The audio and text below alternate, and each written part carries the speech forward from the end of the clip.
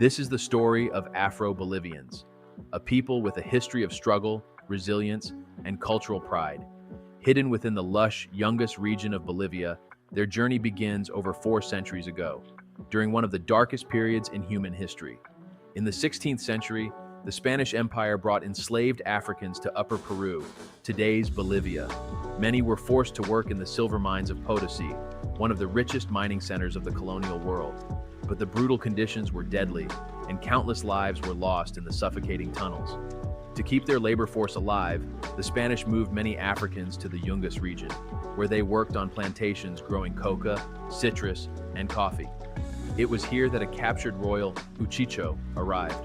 Bearing tribal marks of nobility, he was recognized by his fellow enslaved Africans and in 1823 was crowned their first king. His reign was short-lived as slavery was abolished in Bolivia just 2 years later, but the monarchy lived on, preserving the identity and dignity of Afro-Bolivians. Despite their newfound freedom, Afro-Bolivians remained marginalized, working under exploitative conditions for generations. Yet they kept their culture alive through their music, their traditions, and their dance. At the heart of their identity is the saya, a rhythmic and powerful dance deeply rooted in African heritage, blending seamlessly with Andean influences. Drums beat, maracas shake, and voices rise in unison, telling the story of their ancestors' resilience.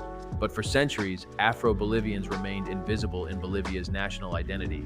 It wasn't until 2009 that they finally received official recognition as one of Bolivia's 36 ethnic groups, a long overdue acknowledgement of their rich history and contributions to the nation.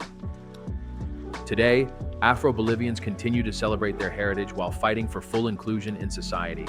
Leaders like Jorge Medina paved the way, becoming the first Afro-Bolivian elected to Bolivia's Legislative Assembly.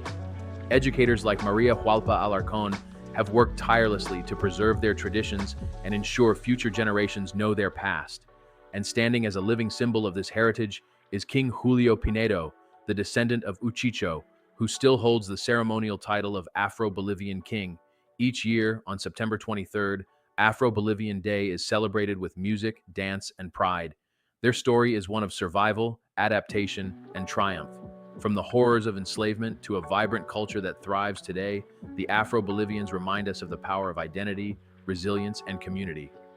Follow us for more stories that uncover history, celebrate resilience, and honor the cultural contributions of the African diaspora in Latin America.